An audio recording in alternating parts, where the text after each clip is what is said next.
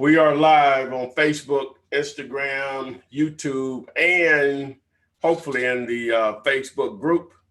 As you can see, Adria is here on location with me for the very first time. We're going to see how this rocks. She had to be on this side of the stone, and so here we are. So this is more convenient. Maybe this works out better. We may have to look into doing this more often or whatever. So we'll see how it goes. So Adria, do your thing. I don't even know what to do right here. It's so hard. Okay, welcome guys. I think this is our Flippinar. I don't even know where to look. Where I look? Oh, just straight. Just at those. Straight. Yeah, I'm looking at y'all guys. Okay, so this is our 57th Flippinar. 58. 58. Okay, 58th Flippinar. We're glad you're here on this Thursday. Of course, we have beautiful Miss Renikia with us. I'll let her introduce herself in a minute and tell you exactly what information that she can give you guys.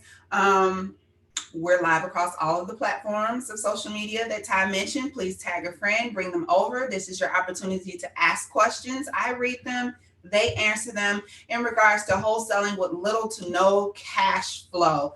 We welcome each and every one of you. If you have not joined our Facebook group, make sure you go ahead and do so.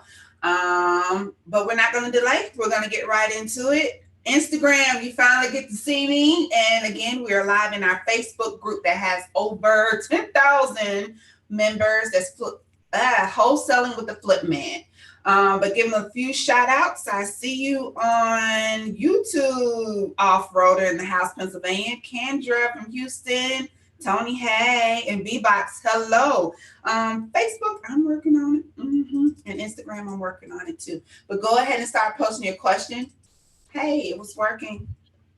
Yeah, it's working, B-Box. I shouldn't have anybody saying, where Crystal at? Crystal was talking about me last week about my sound, so you're not going to have any issues this week. So before we get started, for those of you just joining us, if this is your first time, again, welcome. If not, I'm going to allow Ms. Renikia Williams out of the ATL to introduce herself and tell you what services she has that she can provide for you guys. And I will later on in the evening, if you join us in the middle, if you missed this, she'll mention it again. So Miss Renikia, hey.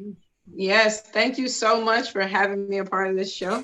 As always, I love it. I look forward to Thursdays. But I'm Renikia Williams. I'm the founder and CEO of Fortune Key Financials.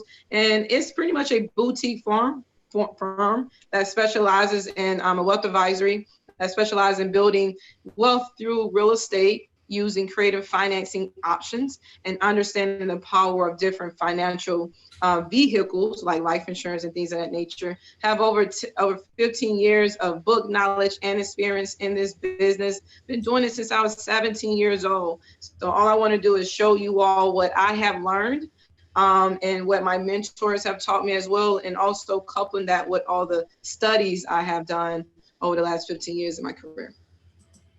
All right, guys, so there you have it. Ty, you ready? You want to say anything about the Flip by Phone tee that you have on? Guys, I still have on the Fear of Being Broke with 5 shirt. I like that. Ty has on the Flip by Phone. You want to explain to the good peoples what that is? Yeah, it's just another marketing tool in your belt to allow you to be able to get into the game actually a lot faster than direct mail and bandit signs. Is something you can put into motion in one day. It could cost you as little as $250 to get your first marketing campaign going. You know, so if you don't like to make calls yourself, either partner with someone or hire a VA or something. But it gets you in the game immediately. So flipbyphone.com, you can go out and check out that particular option, which it does not come with coaching, but students, it's already in the course.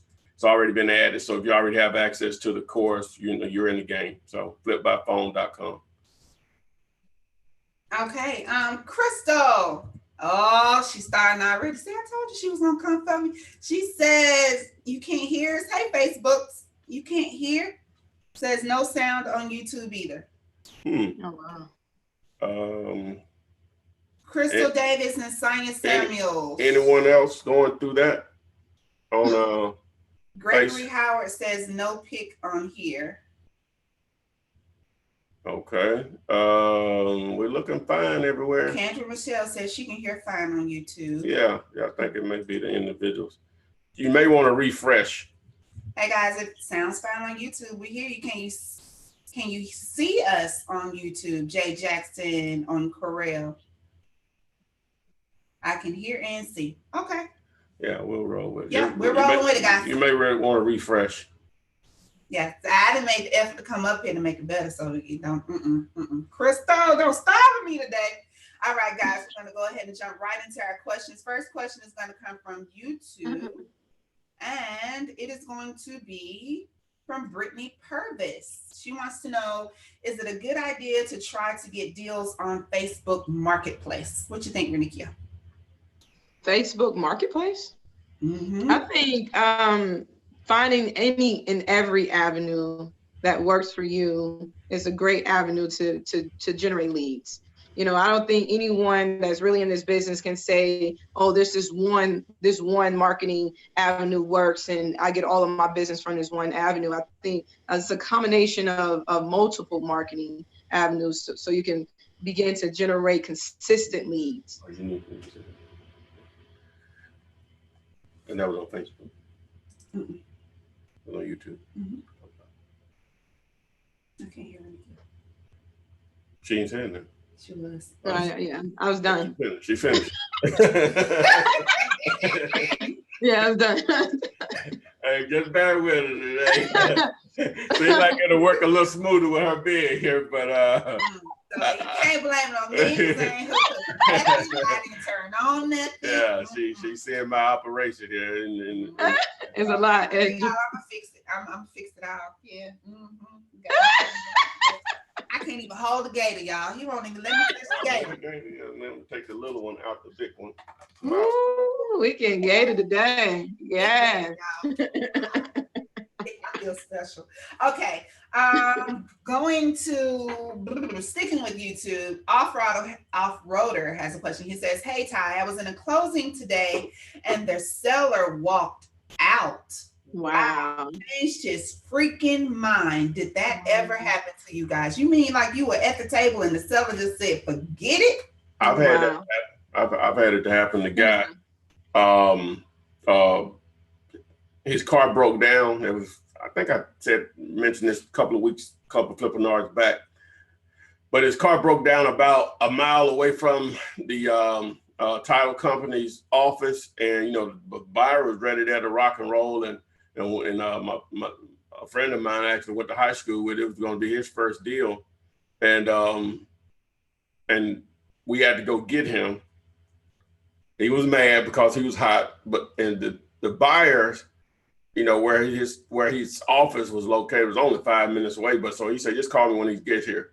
So he got upset because the buyer wasn't there waiting on him or whatever to do the deal, and he walked out, didn't do it.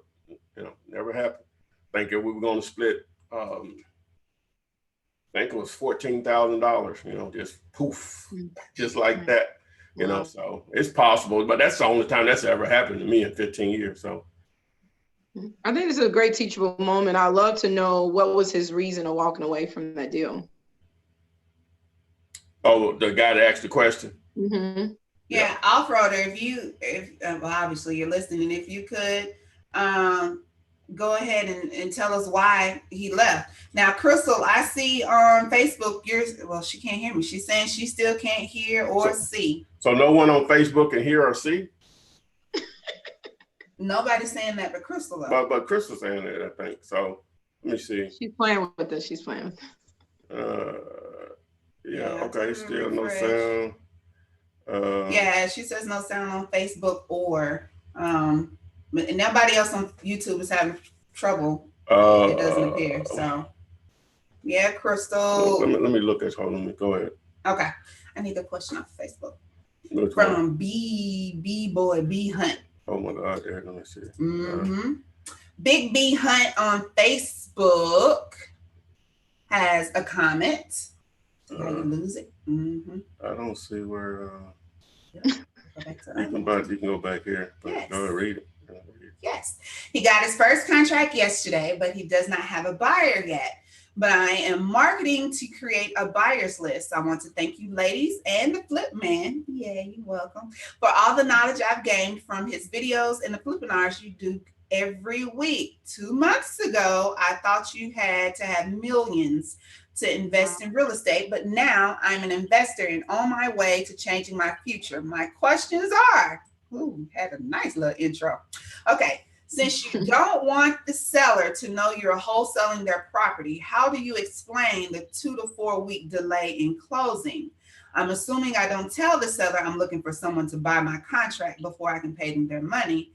And do I write a check to the title company for the EMD?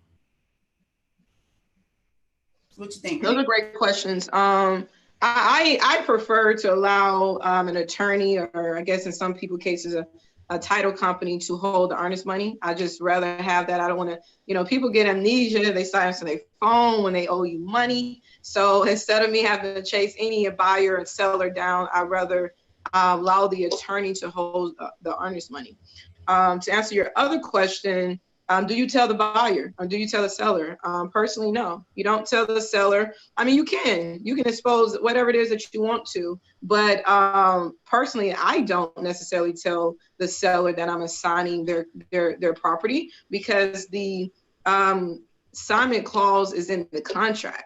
So if you read the contract, you are already giving me permission to assign my contract to a third party. So there's no need to be explained because it's already understood when you sign off on my contract.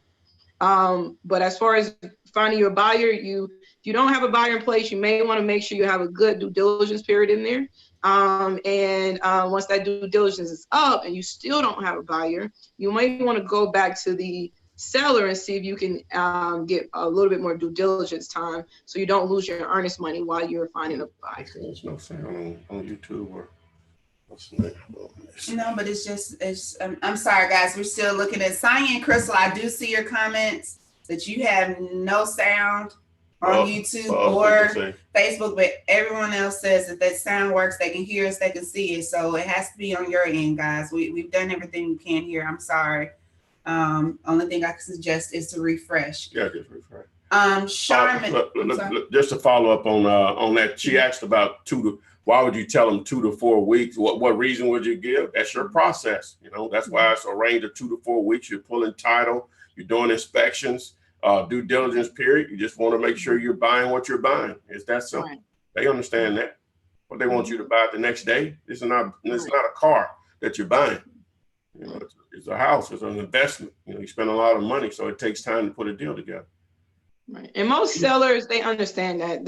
You can do a real homeowner, you can do 30 days easy. It's usually those wholesalers and other investors that want to push you to close in a week. Yeah. But it should be okay. Okay. Yeah, they're still saying no sound on Facebook, so you can work on that. Okay. Yeah. Go ahead. Charmin on YouTube said hello. She or he is in Huntsville, Alabama. How would you continue or structure a wholesale deal with an out-of-town owner of a vacant property that has unpaid taxes, liens, or mortgages? Okay. I think that's a great question. When out of state, in state, out of the country, in the country, none of that matters. Their location does not matter, because you could have an out of state closing, and therefore the attorney will email those documents to the seller. They will have to go connect with someone like a notary, sign those documents, get it notarized, and they will overnight those documents back to the attorney for a closing. So where that person is does not matter. However, when there's unpaid taxes and all liens and things of that nature, that's the attorney job to catch those things. You are paying the attorney to pull title to discover if there's liens or taxes or any unpaid bills or taxes or liens associated with that property. It's the attorney job to also convey a clear title and a clear markable title to you at closing. So it's their job to catch that. Also, when it's caught, it's a seller job to take care of their liens and things of that nature. Now, sometimes the deal is super, super sweet, and you're probably about to make a lot of money. You may strike a deal with the attorney, with the seller, and say, hey, I'll be willing to take care of some of those liens in order for us to get this closed. I've seen that a lot. So yeah. Okay. I hope that helped you out there, Charmin. I have a question on the Facebook group. Says, I work with investors and just started wholesaling. Question, do you have a video where you do a deal and close? Yep, I can see that. You can't see that, huh? And that was Brenton Price. How many of them? I don't know. It should be up there. 26. Okay. You understand that? You understand who's asking me? Yeah. Do you have a video? What video you have out there that deal and close?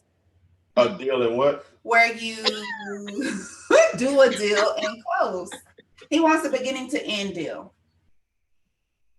I have a lot of videos where I've explained deals from beginning to end, or giving examples of deals. You know, it's 250 videos. I can't really think of one, but I guess somewhat. The last video I put up, when was that? Friday or something like that. The house walkthrough, made $10,000 on. I explained that deal in the video and actually showed you the house that we did the deal on. So. Okay. I think I don't think we want to overcomplicate the process. I think the process is very, very simple. When you locate a property, you locate that seller, see how much they're selling it for. If the number makes sense, put it on the contract. If it does not make sense, you're going to negotiate those numbers, see if you can find a better number. Put it on the contract. Once you get the contract, do your due diligence. If you don't have an end buyer and things of that nature, find your end buyer, send both of those contracts to the attorney, and go to the closing table. Just keep it simple. Yeah. Is it because you're doing both of them? No. That's in fact related to two different devices. I think the whole process is a lot easier when you have already identified your money and your end buyer. But when you put it on the contract, you do not have an end buyer in place, that puts you in a place of scrambling a little bit, because you know that you only have this contract for a amount of time, and you only have a set amount of time to find that end buyer. And that could be a very frustrated position. So at the end of the day, understand due diligence is in the contract to protect you.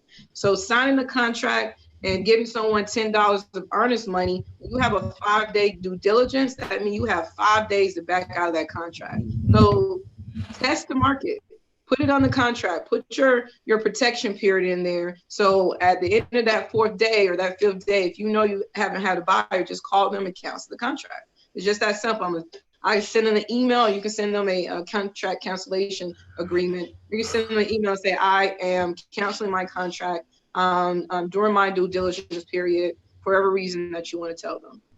So you have those mechanisms to back out of that contract and not lose. Okay, still no sound. Just really quick for people on Facebook, is there still no sound? I unplugged the mic, so I'm using the laptop's mic. So please identify. All right, what's the next question? Next question is going to be William Gibbons, and this is from YouTube. I get deals at 10, 15,000 all the time, which means I'm not sure the 70% rule does not always work. I mean, that is a pretty low price, right? Well, 10 to 15,000 could be a low price, but it depends on the house. If the house is only worth 20, 25, 30, then no, that's not a low enough price. The 10 to 15, you can't just say, hey, I got a house for 10,000. That's a great deal. No, it depends on what it's actually worth. Is that right, Renikia? Absolutely. I think I want to say he stated that the 70% rule doesn't work on that case. If that's what he said, the 70% rules work on every case, because you got to go back to algebra. Algebra said that A times X equals B. So if you plug any numbers in there, it's going to give you an equation. So that's how you look at that 70%. Doesn't matter if you pay 10,000 of 1.2 million. you can still plug those numbers in that equation and determine how good of a deal you have. All right, there you have it. Yep. Just to add to that, the only thing is that when you start getting in those ARVs in the 30s or 40s, repairs can eat up any. Right. It can only be a rental property. You know what I'm saying? For an investor that wants to take on a property like that with no equity, because even if you wholesale it to them for $10,000, it only has a $35,000 ARV. He can spend 25 and just repair. So it would have to be a long-term play, a long-term investment, because there won't be any equity there. There's no way it's going to be a flip, because there's no money there to be made. So you'd have to find the right type of buyer for that. And those are perfect for buy and hold buyers. So sometimes you get that $10,000 property that's only worth $40,000 to $50,000. It's usually probably not in anyone's best interest to try to flip out a property that's only worth $40,000, unless it only needs $5,000 worth of work. Yeah. But we all know the cheaper the property, the more work that it really needs. So I think I just went out on my BeLive too.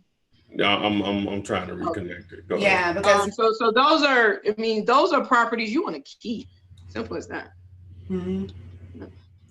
Okay. Let's see here. Marshall, I see in here y'all on Facebook. Yeah, you're in the Facebook group live. So it's different from the Facebook flipman.net stream. So there's two different Facebook lives going on here.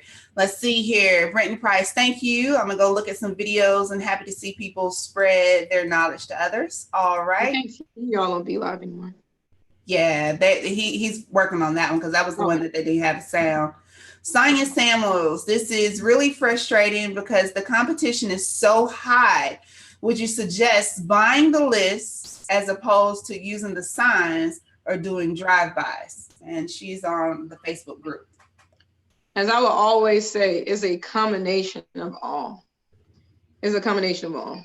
In order to really tackle this market, you can't just go one way. You can, but at the end of the day, if you have a combination of all and just figure out what works best. If you realize that putting your signs out works best than any of them, then take that route. But you want to figure out what works for you. Every market is different, as you state. Some market is oversaturated. You may not get a lot of activity with the signs, but in my opinion, I feel that signs always works. I do feel that way, but you find out what works for you in your market. Okay. Rashid wants to know, are you still willing to partner with the non-student on commercial deals? I think you're talking about 50-50 deals? He's talking about ICCRE. Oh, that one. Yeah. Well, yeah, just go to the site and make sure you pay attention to the type of properties that I would be interested in. Just make sure. I know you see the videos on the single tenant vacant properties, whatever. Don't take those. I do not take those from non-students, because there's too many moving parts on that. I end up training you, and no. So I don't take those. So make sure you go to the site to see exactly the type of properties that are accepted from non-students. Okay, let's see here. Johnny Dots, and this is again from YouTube. I'm watching on YouTube and IG. Do you, as a wholesaler, collect paperwork from your buyer even when you use their title company? What does it mean, paperwork? You're going to always get a contract and a copy of the HUD. Those are only things you really need. You have the contract to initiate the deal, because you got a buyer in the contract, and then whenever you close on the deal, they're going to provide you with a HUD if they cut you a check. Right. That's the only thing you need. Right. Okay, so there we have it. Let's see here. Charles Jenkins, a wholesaler contacted me through an ad that I posted from Turkey, only communicating with me through email. He has a JV deal with another wholesaler. Do I need a JV deal with him? He says word is deal. First of all, you're dealing with somebody through email in Turkey. It's possible. One of my best students, I would have to say he is. I hadn't talked to him in a couple of years, so I can only imagine what he's doing now.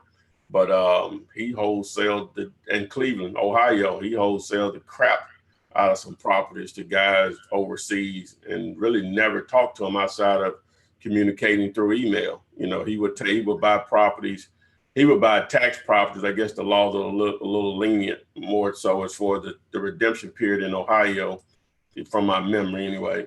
You would put a little money into him, put a tenant in there. He may have a total of 20,000 in it, but he would wholesale it for 45,000 to someone that wanted income. But they were a lot of his buyers were in Canada, Israel. I don't know about Turkey. I think Dubai.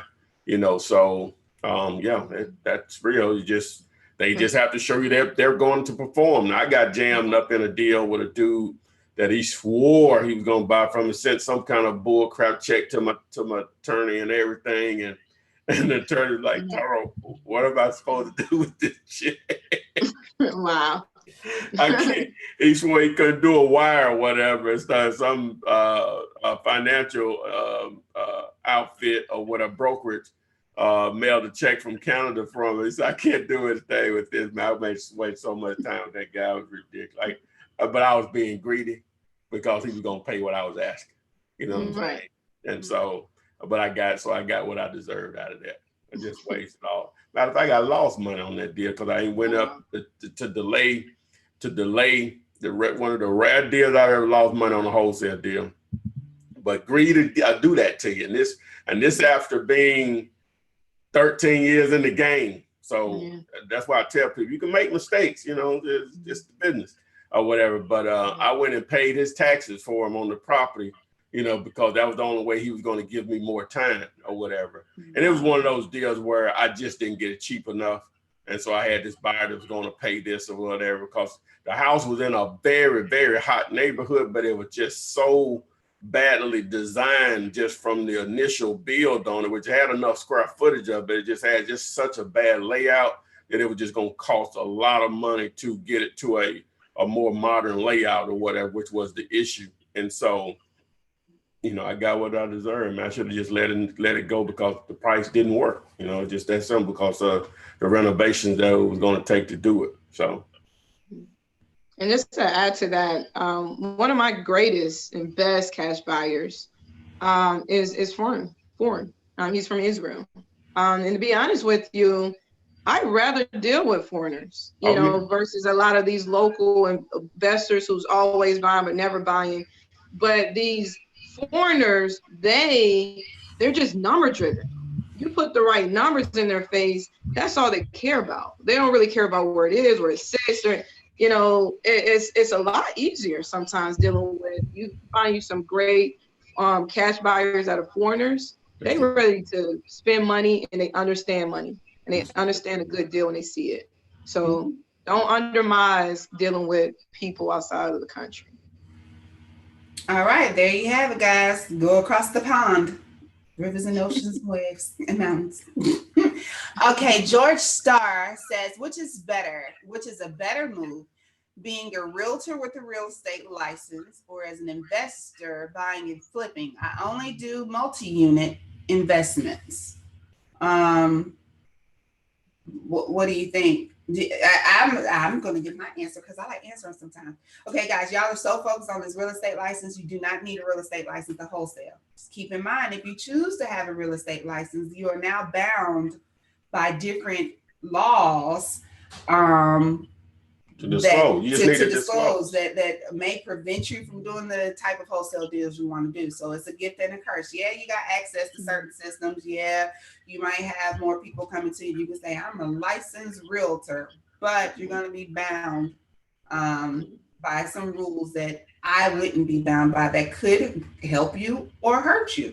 What do you think, Renika? He says, should he have a real estate license or just be an investor and buy and flip?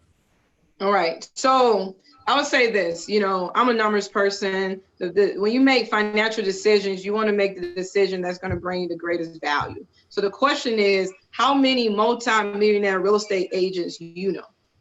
And the other question is, how many multi-millionaires that you know that owns real estate? So the key is, one of them is going to bring you more money. One of them is going to bring you more value. And you have to determine, do you want the value of owning real estate, or do you want to go out here and get your 3% and represent people who buy and own real estate that's making 10 times more than you would ever make just being an agent? So you got to figure out What exactly you're looking for. My thing as a real estate agent, I'm a realtor as well. My thing as a real estate agent is there's no exit plan. There's no exit strategy. There's no retirement. I'm based upon I'm transaction based. So if I get up one day, 20, 30 years in this business, and I get up one day and I no longer want to go out here and show a house, how do I make money? Because my income is based on the transactions that I transact. But if I invest in real estate, I'm getting residual income off something I did 10 years ago. So. Yeah, it's nothing, in my opinion, there's nothing wrong with being an agent. Is the way I look at it, I'm an investor with a real estate license. Right. That's how you want to look at it. That's how you want to look at it. Yeah. If you just desire to have your license, I'm an investor, but I have a real estate license, or I'm a broker or whatever. But investing should be your, like, in my opinion, your first source of income, because some properties that are going to come your way, not my thing, but some properties are going to come in, they're going to be great listings. They're not going to be an investment opportunity for you, but you can list it, you know, so. Right. And then there's benefits of being an agent. You do have access to MLS and the properties. But like Adrian said, you are bound by the real estate commissioner laws and guidelines. So it kind of restricts you a little bit on really going out there and maximizing your investments. So. Okay. On Facebook, Crystal Davis, she posted a question, so hopefully that means you can hear us now. You say, I know that you talk about yellow letters, but do they have to be yellow for them to work? Also, why not a typed letter? My hand is about to fall off from writing all these letters. No, please baby. help me with more effectively. No, Crystal. We're writing these letters. We're not laughing at you, but I'm laughing, but I want to show you something first. You can do this, you can do this in letter format, or here's the letter, here's the postcard or whatever, it has the picture of the property on there. That's going to be better than what you're doing. But if you insist on doing what you're doing, you don't write a letter for each person. What you do is you write a standard letter, copy that letter because it's in your handwriting. It's going to look like each one of them are handwritten, which they are, but they're just copies of it. All right, now you will, or you get someone to do it, or you're gonna have to do it. Now, if you want to look handwritten as far as the envelope that they receive like this, now not this particular, but I'm just saying an envelope of this style, of this type of mailer, then yeah, you're gonna have to handwrite those. All right, now what you can still do is you can make labels with and do copies of your handwritten for your return address, so you want to do the return address and or the actual send to address, all of them. So the only thing now that you're doing is just writing in the person's actual address. Now, if you want to get it a little bit more personalized, you may still have to write in the person's the actual address that you're targeting on the letter, but the rest of it will be a copy, and you're just filling in the blank. I'm contacting you about your house at 123 Main Street. I'm contacting you at your house about 505 Gator Street. But you don't even have to do that, because you can word it a different way where it just lets you know that they're interested in buying any houses that they don't want. You already know that they're an absentee owner or whatever type of list that you're targeting. You may want a more of a shotgun approach, so you won't get copper tone on something. Did I say that right? Yeah, copper tone. Okay, you don't want to get that or whatever. So those are just some. How would you suggest that? If they got to do it themselves, now they don't have a budget to really pay someone. The question, does it have to be yellow? Oh, does it have to be yellow? That's just a phrase, more so to let you know that it's going to stick out. It can be yellow, it can be hot pink, it can be funky green. It doesn't have to be an actual yellow letter. That's just a phrase to describe that type of marketing, where the handwritten letter appears personalized to the person that you're sending it to. Because the only thing you're trying to do whenever you're doing all these different unique things with direct mail, you're just trying to get them to read your message. That's why this picture of their property is so effective at mailtoflip.com, by the way. That's so effective is because they say, "Dog, this is my property." Right, that's very effective. Either see if they want to buy it or to cuss them out. Whatever it is, call me. We'll figure it out when you call me. So. But I will say there's so many handwritten type fonts out there. I mean, you got Yes. fonts, you got MySpace font. You got so many fonts that you can download for free to your computer that looks exactly like handwriting. I know you're gonna say, well, it doesn't. If you're gonna make a copy of your handwriting, it's the same as just downloading the font, the handwritten font. They have so many. You want script, you want, you know how I know I write in capital and lowercase in the same, just it's just the way I write. So, and they have fonts that do that as well. So, what you say? I don't even know how to write in cursive unless it's my name. That's the thing that matters. Signature. That's a lot of people's problem, you know. Don't handwrite each one. Just make it the way it stands out. Only thing you need to be filling in is the address. Renikia, what you got? No, that's good. I mean, I really can't add to that, but I would add just the component that I use when I was sending out bulk letters. I use this component called Mail Merge in Word, where you can pretty much just, you know, it's like this. I can't even really explain it, but it's this little mechanism in Word where you can mail merge any address or anyone's name on all forms. So you could create a spreadsheet and you will mail merge those addresses and those names on that particular Word document if you're going to type it, like she said. 18. Okay.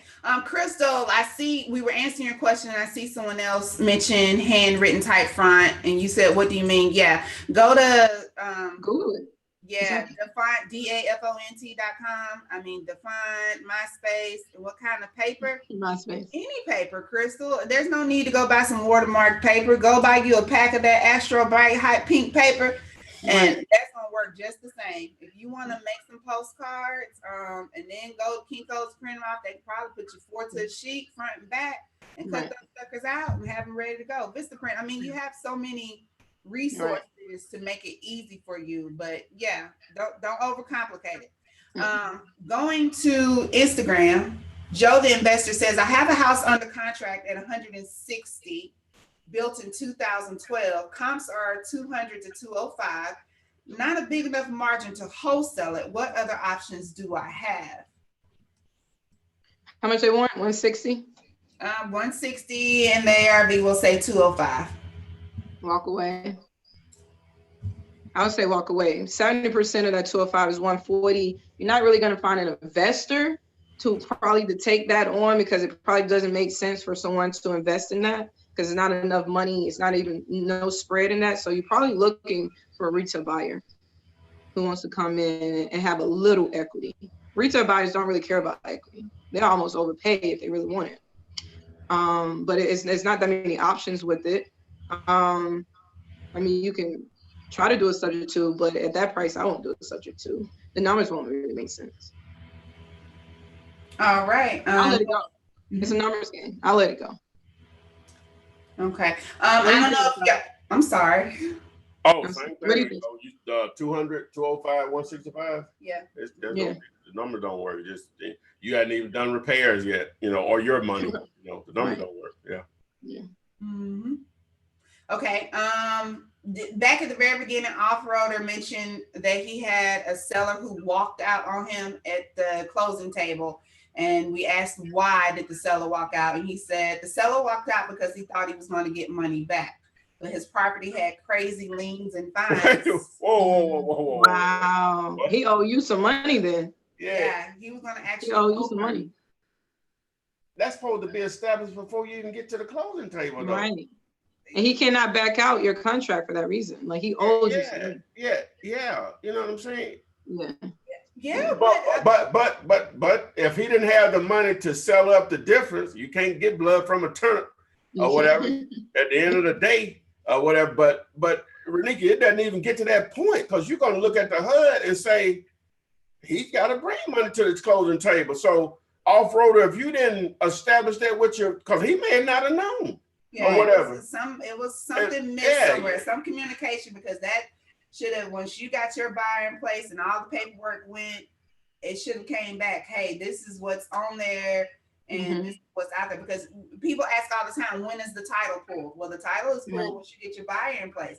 At that point, before he even got to closing person, he should have known. It shouldn't even see the title company. You gotta be in contact and communication with the title company. You want to see a pre-HUD but at least a day before, but normally a couple of days before it's even set up. So you make, any deal I do, they know to send me, is this okay? Right. I ain't got nothing on it. 2 days prior. Huh? You need that 2 days prior minimally. Yeah. And there's no way the attorney wasn't in contact with him to let him know about his liens, because sometimes there's liens on your property. It's not your liens, and you can almost dispute them before closing. So it's something is missing, like you said. There has to be something. Yeah, something missing there, man. It should never even gotten that far. Right. Okay. Hey, Eric. Eric is our movie quote guru on Facebook. I'm assuming, since y'all are posting questions on Facebook, and especially you, Crystal, that y'all are good now. We unplugged some stuff and put it back. So hopefully that works out for you. Let's see here. Eric says, what up, party people? Have you ever calculated how much per hour that real estate investing on the most conservative scale would make? Could you even do that? I guess you could if you monitor your time like that. Right. You're that precise, Veronique. I know I'm not. No, I'm definitely not. I know how much money I need to make. I got a threshold. If I ain't make that, something didn't add up this month. So no, I don't really look at it like that, because you can mess around and work all day, every day, mentally. I work mentally in my business all day, every day. That's what I feel. I'm always at work. Yeah. But my mind is, I have to. That's the way I eat. If I don't produce, right, I'm not going to eat, and anybody I care about is not going to eat. So, right.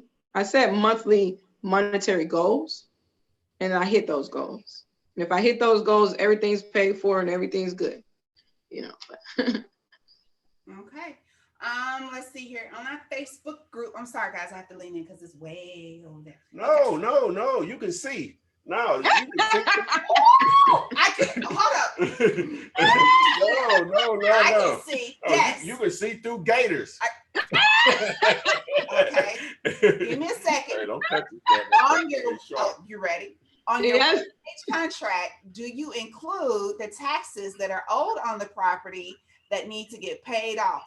Bam. Wow. No. If I'm the seller, if I'm the buyer, I'm not worried about the taxes because they're not my taxes. So the taxes, the seller needs to worry about their own taxes. Unless they come to the table and say, hey, I got $20,000 worth of taxes. In order to sell this, I need you to pay for this amount. That's when I worry about those taxes, but they're not my taxes. They're not my liens. And I know for a fact that attorneys going to convey a clear title. So those liens and taxes got to be paid at closing. If they're not mine, I'm not worried about it. So it's up to the seller to make sure they position their purchase price in line with what they got to pay for. All right. Let's see. LL Cool J number 2. Hey, he said, Adrian, hey boo. I need love. Yeah. That's right. Let's see here. Lakeisha LaShawn Davis, bestie from T-Town. Xavier said how much it costs to tell Xavier to just pay attention. It don't cost nothing, little to nothing to get started in wholesaling. Don't be asking me questions live, girl. Okay, let's see here. Going to YouTube, Mr. Sidney from H-Town. What? You see it's right there. Okay. Mr. Sidney from H-Town. If you have a property that doesn't really have a ton of equity in it, but would make a great rental, does the 70% of ARV rules still apply? I'm trying to flip 2 townhomes. 70% of rule apply for flippers. I mean, to me, it's more for the ones that want to flip properties. But, I look at it, I evaluate my buy and hold with a different formula because my focus is to figure out what is the return on my money from a residual standpoint. And that's how I sell buy and holds. I put in the formula of figuring out how much money that is going to make on an annual basis. I divide that by the all-in price, and that price gives me a return. And that's how I sell buy and hold properties. I said this particular property could yield you a 20% return according to this market rent value, this market rent number.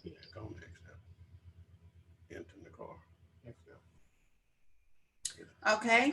Renikia, this question is for you. Mr. Anthony Carr, this is from Facebook, says, Mrs. Williams, it ain't Mrs. Miss. I'm not sure, I'm just playing. How do I turn my 761 credit score into funds for investing? He got a 761. Yes, the money question. That's what I'm talking about. Okay. Yes. So my whole thing is understanding that credit is the gateway to wealth. A lot of times people say, well, I don't have enough money. How I do this? How I begin without anything? And one of the things I realized that you don't have to have a lot of money to wholesale, and most importantly, you have to understand that credit is money. So credit is money, and what we teach is how to turn your credit into money for investment purposes. So when you have at least a 680, in his case a 760, which is great, what we do is help you leverage that credit to get up to $150,000 of unsecured credit. I call it gap funding because if you're looking to fix and flip a property, you know, a hard money lender will give you the money to purchase. They're going to give you money to purchase and rehab, but they always want you to have some skin in the game, which I call the gap, which is the 10%, 20% down. So we use your unsecured credit program to secure the gap, which is the down payment to secure your hard money flip. And then you just begin to build wealth like that. And then so you can start off using this 100% other people money. And then eventually after using so much of their money, you done made a lump sum of cash yourself. You can be able to couple both of your leverage, your cash and leverage your credit and your lines of credit and continue to build from there. All right. Now, but let's talk to the people. Oh, she's still going? Am I delayed? What? No, this delayed here. Your stuff is messed up. No, this way. You want to see her? I need to see her like they see her. Yeah, okay. But then you need to, whenever you get ready to do this, whenever you want to get ready to question, you got to just tap this down. Okay. Okay, but anyway, Renikia. So that's for right here. You can see this is live. Right here. Okay, so but for those of us, and I said us, that aren't quite at the 761, you're not counting us out yet, though, right? Absolutely. And we'll approve everybody upon conditions. A lot of times people don't realize that credit is a game. You got to play the game. If you're not playing a credit game, you're losing out on a lot of wealth. Trust me, because you can't save your way to financial freedom. You cannot save your way to retirement. You invest your way to retirement. So if you don't have a 680, it only takes 30, 60, 90 days to fix your credit. You take a couple steps back, you continue to build your knowledge through wholesaling as you get your credit right, because the next level from wholesaling is getting to a point of maybe flipping a couple of properties or holding a couple of properties. So if you don't have a 680, what we do, we analyze your credit and tell you exactly what you need to do in order to get yourself in position for that $150,000 unsecured credit. All right, guys. So there you have it. Nobody's left out. Everybody has the opportunity to make money, get money, to have this gap money that's available for you to get into the buy, hold, flip game or whatever it is you're interested in. And for those of you who say, well, dang, I need some money to fix my credit, well, focus on wholesaling. That's what we're talking about. Focus on wholesaling. Get that money, get your stuff taken care of. It's quicker than you think and easier than you think. And then contact Ms. Renikia. Charles Jenkins got a testimony, y'all. Get out the plate. Hey. Okay, he got a JV deal on a property making $4,000, closing on next Friday. Wish him good luck with no hiccups. Get Gator, Charles. Go cash it. Hey. Yes. Oh, and he said the guy from Turkey, if his buyer actually comes through, he will get $8,000 on that deal. So wow. All right, keep us posted, Charles. Let us know what happens. Let's see here. If he buy one, he'll buy multiple, and he also have Turkey friends. So you want to build that relationship with them and tell him that you can supply all his real estate needs. Right. Now, Eric asked a question earlier about trying to calculate your real estate, the time and your money into hours, and he has a good question. He said your answers sounded great to him. He just wants to know he had the opportunity to keep making more money in his field, but he doesn't really want to do that kind of work when he can work that same amount of work for himself. And you talk about that all the time. You want to continue going building somebody else's empire, you're going to start trying to build your own. If you can figure out how to calculate it out to the hour, but don't worry about so much the hourly pay. Ms. Renikia said, how much I need to survive. Figure out how much you need to live. And once you figure that out, that's the number that matters. If you can flip 6 months, what you need in 6 months to live, you know, your mortgage, your car note, your food, your insurance. If you can do that type of deal every 2 months, and that's 6 months worth, well, you're already 2 years ahead of yourself. But, you know, are you willing to put in that same 8 hours for yourself that you're putting in for somebody else? Are you going to do it? That's totally up to you. And I think that's a job mentality. See, as investors and entrepreneurs, we don't think about per hour. That's the job mentality, because I don't want to cap myself. If I can make $100,000 or I can make $1 million this month, I'm looking to make that million. I can make 100,000 this month, I'm looking to make that 100,000. So take that whole per hour out your mind, because we're not doing this for a per hour. We're doing this to overly exceed and really get to a place of financial freedom. I don't think about it per hour. I think about my freedom. I have a freedom to get up and do what I want every day, regardless of what it is, regardless of if I don't make any money that day, because I made money that month, I have the freedom to get up and create the life that I want to create. So, and that's what us as entrepreneurs and investors really value more, is the freedom that comes with being able to make lump sum of money or make more money than the average per hour job would ever give you. All right. And if you want to think about it sometimes, and just think about this, we want to think about per hour. You can put a contract together in a matter of an hour. You can get to the closing table in a matter of a couple of hours, you know, and when you put time into that particular project. So sometimes I may spend 5 hours on that project, but I made 10,000. So divide that 10,000 by that 5. That was my per hour per project on that particular project. $2 grand. So I look at it as a per project basis. Girl, you're more expensive than a good attorney. That's $2,000 an hour. You gonna get me off of everything. That's $2,000 an hour. See, I don't cap yourself. You want to make $2,000 an hour. You want to make, you know, that's what we're looking at. Yeah. Not trying.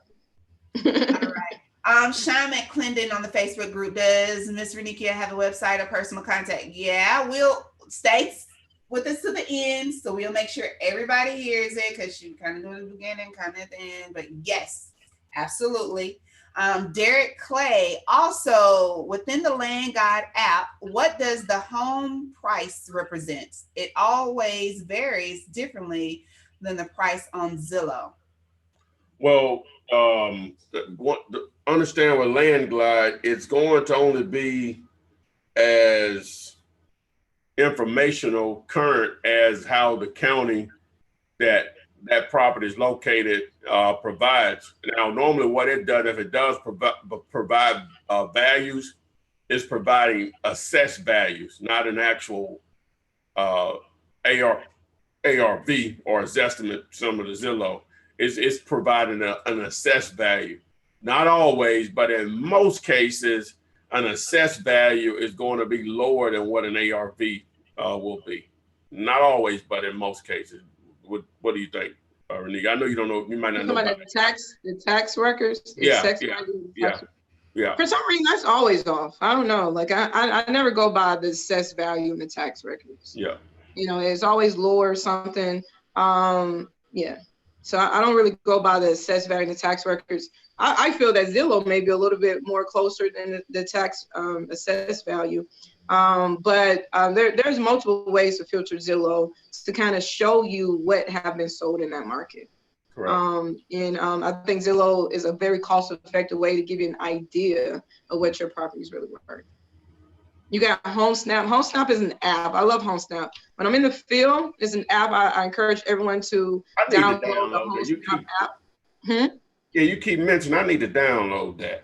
Download it. I mean, it's so user-friendly. All I do when I'm in the field, all you have to do is take a picture of the front of the house. It's going to pull up all the information, the tax records, when it's sold. It's going to put up all the information right for that particular house. And then you're able to see the map of the area of the house that shows the value of the homes around it. It's a great tool to have in the field. Free. Mm-hmm. Yeah, and it's free. So it's free. Right. And literally, all you have to do is snap a picture of the front of the house. It will pull up all the information for the house. It's really dope. All right, guys, that's Home Snap. Look it up. Jasmine Green, do we just contact you for how to go about getting those postcards with the picture of the house? Jasmine, mail2flip.com. Mail, the number 2, flip.com. Go there and you'll be directed to the page where you can get the postcards that have the pictures on them. Let's see here. Khalil Peterson, these are from YouTube. Does under contract mean having a verbal agreement or a signed contract with a seller? If it means a signed contract, why can't I give a potential buyer the address of the property to view it? So being under contract means you having a signed, executed contract. You have also exchanged earnest money, because a seller will cancel your contract if they didn't get your earnest money and someone else came in with earnest money. And you looking like, oh, I thought it was under contract, but it's not really secured until you transfer that earnest money. So that it means to be under contract is a signed contract with earnest money that has been exchanged. What was the second question? Just why the buyer can't have the address then. they need the address. They gotta have it at some point. Would you buy a house without having the address? And then absolutely not. They need the address. I think what she's saying is a lot of times people will go around you and find the end buyer. I mean, to find the real seller. Mm-hmm. You know how your end buyer could figure out that you wholesaling it and try to go around you and find the real seller to cut you out. So I'm thinking that's probably what she's saying. She don't want to get cut out. There's no way around it. Yeah, no way around it. Would you buy a house without being able to evaluate it and see it? And or at least somebody representing you to see it? You have to do it. That's the purpose of your contract with the seller. It's one of the purposes is to lock you into the deal in case that happens or whatever. So, but yeah, they're going to have to see that. Now, what I do is, and it doesn't always work, but normally it does. But I'm always going to go out and video. Whenever I go out, I video the property. I take one of these babies, video the property. This is the proper way to hold a camera, by the way, when you're trying to video or take a picture. And I'll upload it to YouTube, and it's free. You if you have a Gmail account, you have a YouTube channel account. Use the same login information. If you don't know how to do it, go to YouTube. How do I upload videos from whatever type of phone you have? It's going to be tons of videos to show you how to do it. So now, whenever a buyer or a buyer contacts you, you can either text or email them the link of that property. So it helps save time. They're still going to probably want to see it, more in most cases. But sometimes they'll see what you video. Oh, I'm not interested. Or when they see it, they'll be like, oh, when can I see it? That even put even more emphasis on that they want to see it as soon as they can and may not even want you to show it to anyone.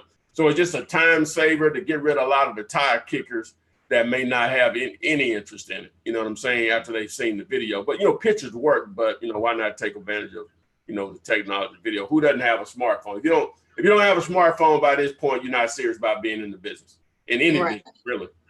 They're too cheap. Right. And just to add on that, to me, to quickly get your property in a contract, it boils down to as much information that you can give that buyer up front without them having to go out to that property. So if you give your buyer the pictures, a video, ARV, estimated rehab amount, they can almost take your numbers from an email and say, I want it according to your numbers. Of course, they're going to still go out there, but the more information you give to your buyer up front, the quicker they're going to make a decision. And that's what I realized when people send me their property for sale and they send me an address. I'm like, really? I can tell you don't own or control it because you don't have any information. You haven't vetted the information. You didn't even send me a picture of the front of the house. So when you're trying to sell these properties, the more information you have in your little marketing flyer that you can send out to your buyer, the quicker you're going to get a contract, because that's a less due diligence that they have to do because you already done a majority of it. All right. Tamara Sanders, that was HomeSnap. That was the app that we were speaking of.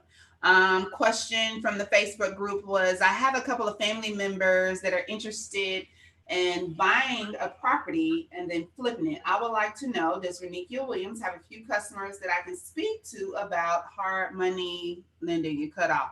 I'm sure she has testimonials on her site or what it is. You have to give her a call. Again, we'll give her your. Let's talk about it. I mean, give her information right before we get here. Just be prepared to jot it down. I can tell you fundmynextdeal.com, but we'll say it again at the end. On Instagram, I think it was Ricky said he has an 820 credit score. What can I do with it? Anything. Hey, get that money out your credit score is what you gotta do with it. We're not investing our money. Well, I'd rather take the risk with your money. So if anything go wrong, I still got my money and I can still live comfortably and I can pay them back when time comes. Right. So do something with it. Yeah. Rich J, and we're gonna round it up here in a minute, but Rich J says, how can I explain to my assistant what to say when a seller asks what we do? I'm gonna say, if you can't say what we do, how are you gonna have an assistant? What you do? What do you do? She doesn't understand what to say when they ask if we buy the houses ourselves, since we don't literally have the money. Well, it doesn't matter where the money comes from. Yeah, it doesn't matter. If somebody gave you a loan, that ain't your money. So what's the difference with the cash buyer? You'll still say, hey, I got the money or whatever. But what you can say is just simply, and Renee can, I'll give her the way she would do it, but we buy houses as is. We pay cash.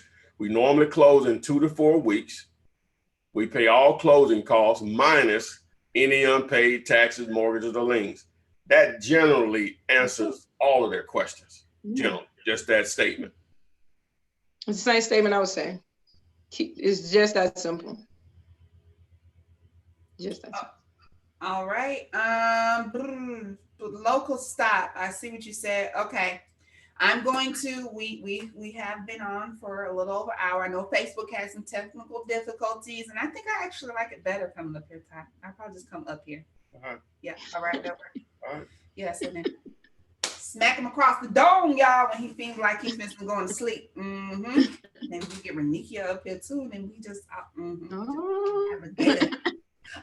So I'm going to go across all platforms, read one additional question. I will also have Ms. Renikia, before we close out, tell you how to get in contact with her. I will go over the opportunities that Ty has available for you. And then, of course, we'll talk about meeting next week.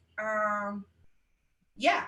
Did we meet after Golden State won, or haven't been on since then? I don't even know what you're talking about. I'm not a sports fan. You're not a sports fan? I don't watch sports. Oh, you don't watch sports now. Oh, that was a sweet, it happened. Okay, so question, local stop on YouTube. There's a home for sale around the corner from me.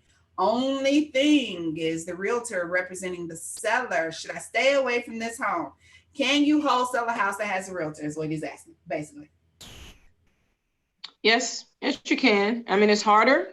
I would say it's harder because all the information on MLS is very public. So if you have a savvy buyer who's going to do their due diligence, which I assume everyone will, and when they Google that address, and if that MLS listing come up, and say, for instance, you have it out there, 80,000, and MLS listing say 55, you're going to get cut out that deal because they're going to automatically know that you don't have control over it. It's not your property, and they can get it cheaper by contacting the seller. Contacting the agent.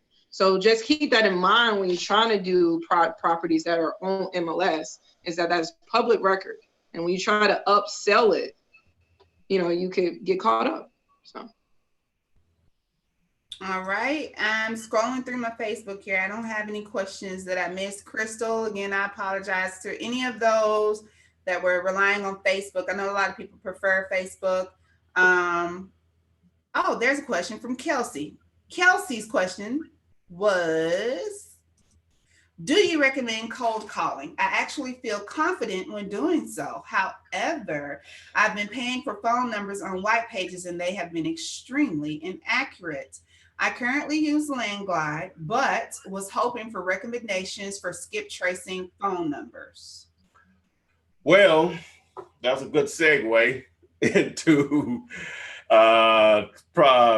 course system I released last week, flipbyphone.com. And what I show you in the video, and basically, number one, where to buy your list, how to scrub your list, where to upload it, where you can get phone numbers, the phrases, a pin phone numbers for that list. And it can cost you anywhere from between $20 to $25 to $99 to do so. Well, it could cost a little more than that, but the service that I would recommend only costs you $25 to do it, and a month. They have a monthly subscription on it. So that's it. And the numbers are it. Well, I'll put it like this: if you uploaded a list of 1,000 absentee owners, normally it's going to pull anywhere between 35 to 50% of the numbers from that particular source. The other source that costs $99 plus, it may pull 70% of the numbers, but the numbers on the other servers, even though it pulls fewer numbers, most of the time it's their number. I'm going to say probably about 80% of the time it's the person that you're trying to contact, their actual number. So with that being said, you can figure it out yourself. I'm selling some here, but I ain't the only game in town. But it can be done, and you can do it in mass numbers or whatever. And as I mentioned, I think in the beginning, you can do all of that for less than $250 as far as getting that type of marketing campaign together. If you're a beast like that and you can pound phone numbers out, the world is yours, pretty much in any business, but definitely this, because you're not actually selling anything. You're calling people and offering them money. Now, it might not be as much money as they want for their particular property, but you're calling people to offer them money for a piece of real estate that they own. So. Okay. There you have it. And our question from Instagram is going to be, how can I find RV park buyers in Texas? I guess, how would you target specific RV park buyers? That's a piece of commercial real estate. So ideally, probably what I would start to do is, number one, I would go to somewhere like LoopNet and do a search for RV parks for sale, which is probably not going to be that many compared to the other property types. And you're going to have brokers there that are listing properties. So I would reach out to those actual brokers, because they're going to probably deal in that world as far as RV park investors in general, and see if they have any buyers. Even though they're trying to sell a particular property, the property that they have listed may not work for the buyers that they're dealing with, but the one that you have under contract or trying to move may be perfect.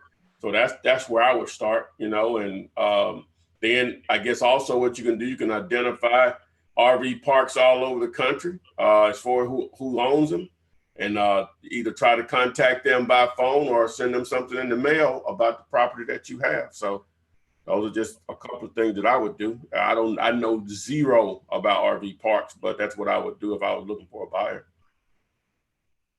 All right, there you have it. So that was our final question across all of our platforms. I again thank you for being here. At this moment right now, I'm going to allow the beautiful Miss Renikia Williams to tell you, y'all better be paying attention, because I see y'all and ask how to get in contact with her across all social media platforms and email, and then I'll give you a quick rundown of all the resources that Ty has available for you. So, Ms. Renikia, get ready to close us out.